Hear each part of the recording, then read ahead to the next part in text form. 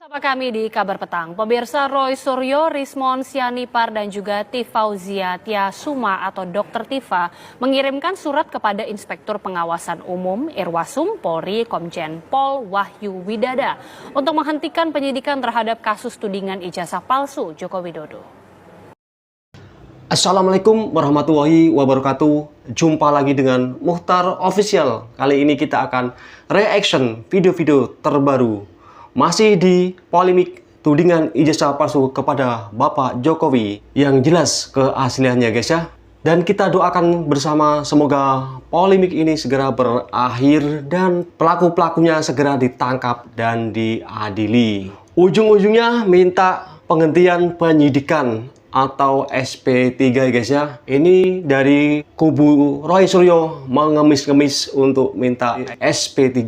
Hal ini mungkin mereka merasa ketakutan dan panik guys ya, karena persidangan sudah di depan mata. Makanya mereka minta bantuan sana sini dan melapor sana sini. Tapi hal itu tidak mengubah status mereka sebagai tersangka guys ya. Oke, tidak perlu panjang lebar, kita tonton video-video berikut ini biar tidak gagal paham. Surat permohonan tersebut dikirimkan oleh tim kuasa hukumnya, di mana permintaan ini dilayangkan menyusul dikeluarkannya surat perintah penghentian penyidikan SP3 kepada dua tersangka lainnya, Egy Sujana dan Damai Hari Lubis. Alasan dilayangkannya surat permintaan ini karena mendapat ilham dari dua ahlinya, yakni Din Syamsuddin dan mantan Wakapolri Komjen Pol Purnawirawan Ugroseno. Kalau mau gentle, tuntut dengan pencemaran nama baik atau penghinaan, yang dimana Jokowi harus lapor sendiri. Dan ketika dia lapor sendiri, kita adu bukti. Benarkah dia punya ijazah asli? Dulu petantang-petenteng minta dilaporkan, sekarang ngemis-ngemis minta SP3 guys ya. Berdalih dapat ilham dari mantan Wakapolri Ugroseno mereka untuk melakukan SP3 atau mengemis untuk dihentikan penyidikannya. Yang itu kami berempat sudah kemudian memastikan bahwa ijazah yang selama ini dipublikasikannya, yang itu oleh kader salah satu partai itu terpublish dengan tulisan asli, itu memang asli atau palsu. Nah, ini dalam satu LB satu nomor. Jadi kalau dicabut satu, cabut semua. Itu yang dikatakan Ugroseno. Harusnya kasus ini dihentikan penyidikannya karena dari awal sudah melanggar undang-undang. Kita dengarkan guys ya, Refli Kadrun mencari pembenaran diri atau pembenaran klaimnya guys ya, bukan kebenaran. Ini sebenarnya sayang sekali guys ya, seorang Refli Kadrun yang katanya ahli hukum tata negara, ilmunya untuk membela kejahatan guys ya, bukan untuk membela kaum lemah atau kebenaran. Itulah Refli Kadrun, pengacara Roy Panci CS guys ya.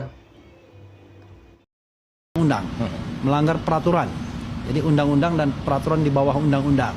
Bahwa dengan dicabutnya laporan polisi terhadap Egy Sujana dan Damai Hari Lubis, seharusnya satu laporan yang bundling itu, bandel gitu, gugur semuanya. Betul. Karena ini dalam satu LP satu nomor. Ini adalah press conference kita yang penting. Karena kita mengajukan sebuah surat yang penting, yaitu harusnya kasus ini dihentikan penyidikannya karena dari awal sudah melanggar undang-undang, melanggar peraturan. Antara Raya melaporkan penggugat ijazah Presiden Jokowi Rismon Sianipar ke Polda Metro Jaya. Laporan terkait dugaan Rismon menggunakan ijazah S2 dan S3 diduga palsu. Para pelapor menyerahkan sejumlah bukti elektronik dan keterangan dari universitas terkait, yakni Yamaguchi University Jepang. Rismon dilaporkan atas beberapa pasal seperti dugaan pemalsuan surat dan dokumen berdasarkan KUHP baru dan Kali ini nasib Rismon guys ya semakin nyungsep dan semakin gelojotkan guys ya. Belum kasus tersangkanya selesai ya, kini si Rismon atau si Emon ini dilaporkan kembali guys ya atas tudingan ijazah palsu yang dimilikinya, yaitu S2 dan S3 dari Yamaguchi Jepang guys ya. Ini kalau memang terbukti Rismon ini ijazahnya palsu, berarti Rismon sama saja dengan maling, teriak maling. dan dugaan penggunaan ijazah palsu berdasarkan Undang-Undang Sistem Pendidikan Nasional. Polisi terkait dengan dugaan penggunaan ijazah yang diduga palsu.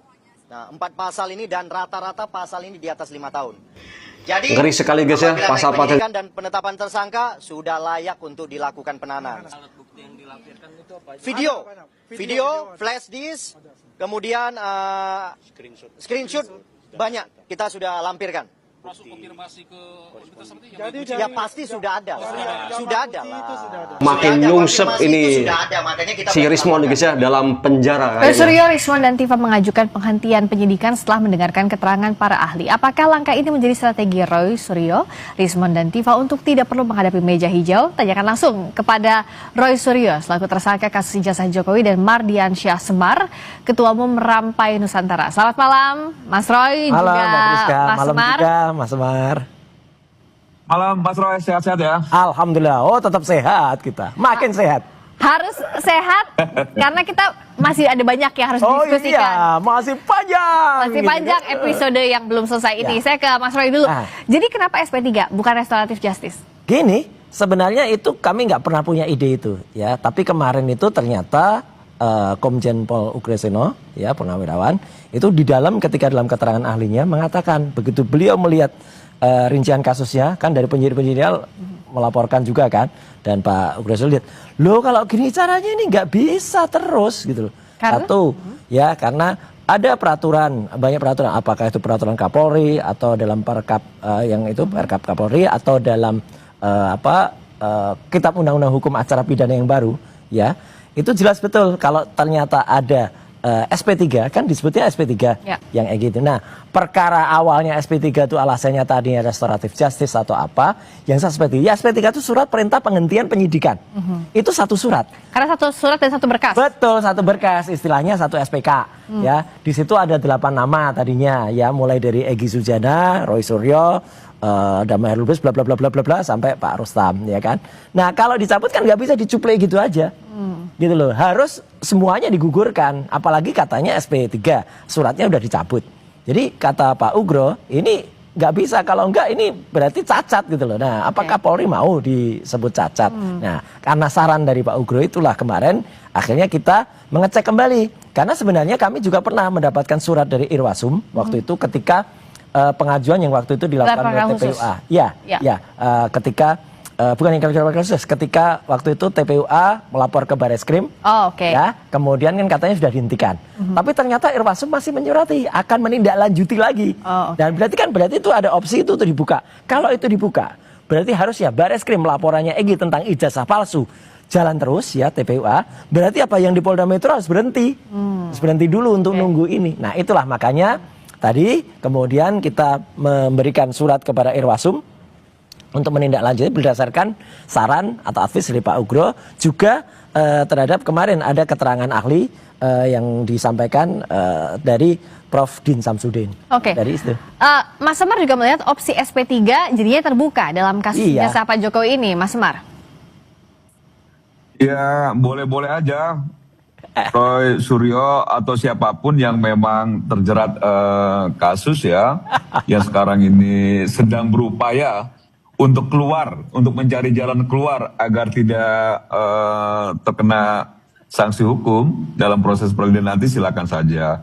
Cuman kalau misalnya memang itu rujukannya Pak Ugro-Seno, Ya, betul Komjen. memang betul memang beliau itu Wakapolri. Tapi fakta yang tak terbantahkan juga, betul beliau adalah tim suksesnya Anies pada waktu lalu. Aduh, Apa nggak usah hubungannya? dianu itu, nggak penting itu. Jadi kepentingannya agak sama tuh sama Roy Suryo, Betul ya, ada Kia, kekecewaan Bang terhadap Semar Pak ya. Jokowi. Oke. Jadi Sama kalau sekali misalnya ini apa ngaco yang ini. disampaikan oleh Pak Ugro-Seno itu tidak bisa jadi rujukan lagi karena beliau sudah masuk pada pertarungan politik praktis masa lalu Tapi- yang memang Ini ngaco sekarang ini. ini berseberangan dengan Pak Jokowi. Oke, Mas Betul Semar. sekali. Tapi kalau balik lagi ke Mantap kasus sekali. ini soal SP3 ini Iya. kemungkinannya masih terbuka menurut Anda?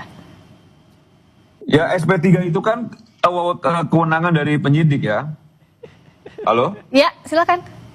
Ya, Ya kan itu kan kewenangan dari penyidik. Jadi kalau SP3 itu domainnya penyidik yang punya pertimbangan-pertimbangan tertentu apakah memang layak diberikan SP3 atau tidak. Tapi secara substansi bisa kita simpulkan bahwa ternyata Roy Suryo dan kawan-kawan sudah mulai panik ini. Oh enggak, ini sama sekali enggak, ini saya bantah. Saya harus berharap mencari justifikasi SP3 yang saya pikir tadinya sekali tidak. dari awalnya gagah menantang-nantang gitu untuk masuk ini ngaco, Semar ngaco.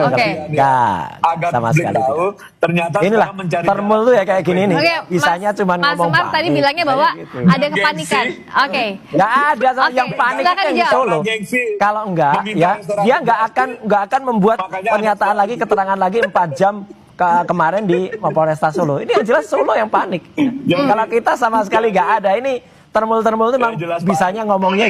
Kelihatan sekali guys ya, kepanikan Roy Suryo ini ya guys ya. Katanya tidak panik. Kenapa kok melaporkan ke sana ke sini guys ya, untuk tentunya menghindari meja hijau bagi mereka guys ya. Yang jelas mereka sudah sangat panik sekali guys ya, dan sudah ngeri membayangkan mereka akan dipenjarakan ya guys ya. Ngeri sekali, sangat miris ini nasib si teroris Panji ini guys ya. Ngomongnya gitu aja. Oke, gimana Mas? Kita ketawain aja. Kalau nggak panik, tinggal lagi nanti di proses peradilan dong dibuktikannya supaya publik tahu. Peradilannya kan sesat. Peradilannya kan bukan peradilan soal ijazah. Ini mau membohongi rakyat ini peradilannya, Mbak. Peradilannya itu adalah peradilan soal fitnah dan ijazah palsu. Oke, bukan soal ijazah palsu. Satu-satu gantian ya. Mas Semar sama Mas Roy, gantian dulu tadi ya. Tadi dianggap kata Mas Semar, Mas Roy panik. Mas Roy bantah bahwa itu tidak Sama sekali panik. enggak. Nah, saya tanya Mas Roy ini menghindari meja hijau atau enggak? Enggak sama sekali. Ini kita ngerti bahwa peradilan yang akan dilakukan itu di Jakarta kan sudah kita tanya. Ini peradilan soal fitnah dan pencemaran nama baik, bukan soal ijazah palsu. Jadi kalau yang ditunggu rakyat itu soal ijazah palsunya Jokowi, itu nanti dibuktikannya pada citizen lawsuit, pada pada sidang-sidang yang ada, atau pada gugatan yang terbaru. Ini ada 17 purnawirawan TNI yang sekarang gugat Jokowi juga. Artinya gitu loh. kalau untuk peradilan secara pidananya menurut Anda? Ya peradilan pidananya pidana fitnah dan pencemaran nama baik. Padahal itu kata Pak Prof Mahfud, kata Prof Jimli, itu nggak bisa dilakukan sebelum ijazahnya dibuktikan dulu palsuannya. Ijazahnya kan 99,9% palsu.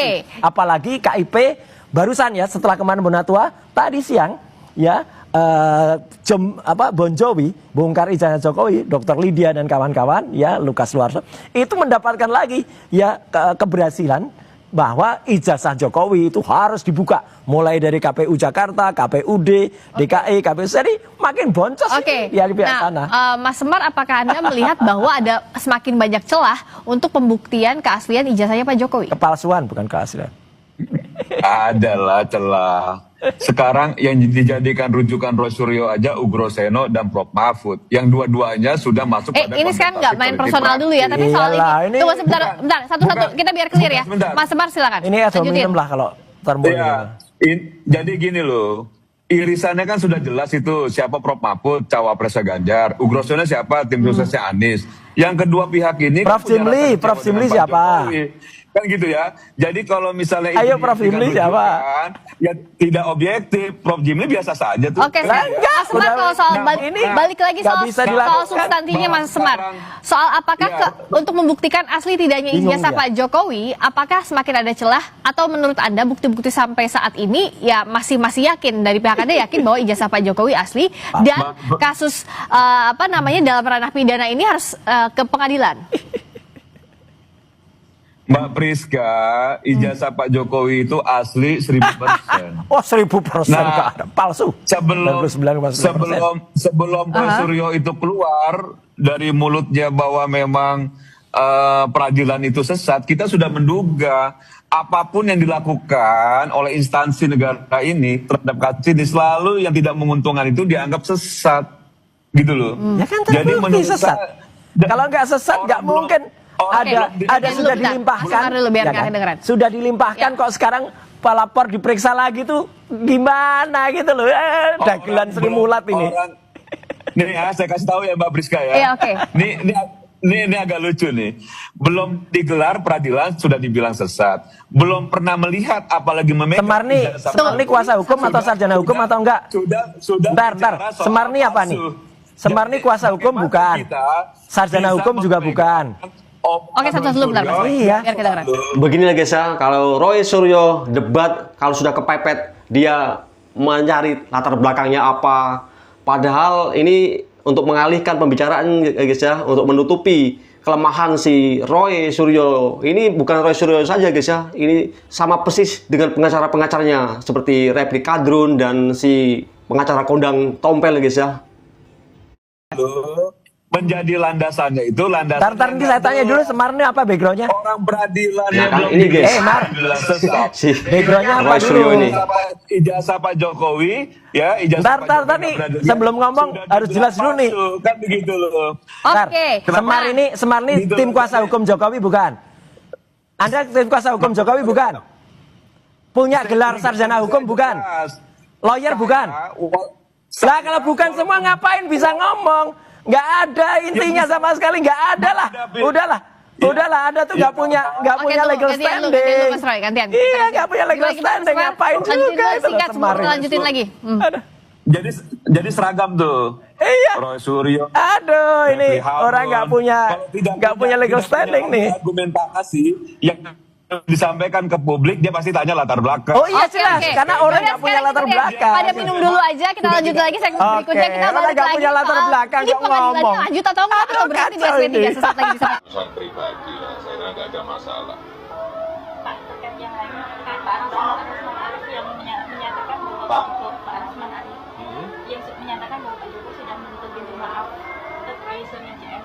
Ya, kalau maaf itu urusan pribadi lah, saya kira nggak ada masalah. Tapi masih ada peluang ya, Pak? Ada peluang untuk memaafkan mereka bertiga ya, Pak? Nggak ada masalah, memaafkan kan urusan pribadi, urusan hukum kan lain. Misal mereka datang seperti Egy Sujana ke kediaman sudah apa? Kan misal. Kalau untuk proses hukum tetap jalan ya, Pak? Tetap lah, kemarin kan kita diperiksa lagi, ada pemeriksaan tambahan itu. Ya. Kelompok-kelompok 16 dan 24% aja alias batu lobet tidak percaya dengan apa yang kan dendam sakit hati. Itu kan ijazahnya asli atau tidak? Tidak. Ini bukan dendam. Masa ini mau mengamalkan itu aja. 16%. Kita lakukan hal ini. Presentasinya interupsi dulu nih, Bang. Presentasinya interupsi dulu, silakan. Jadi gini, berdasarkan konstitusi, hak setiap warga negara mempertanyakan dokumen pejabat publik. Ketika dokumen pejabat publik itu tidak pernah dipersoalkan, kemudian dia lolos, itu tidak ada masalah. Karena ada gubernur juga.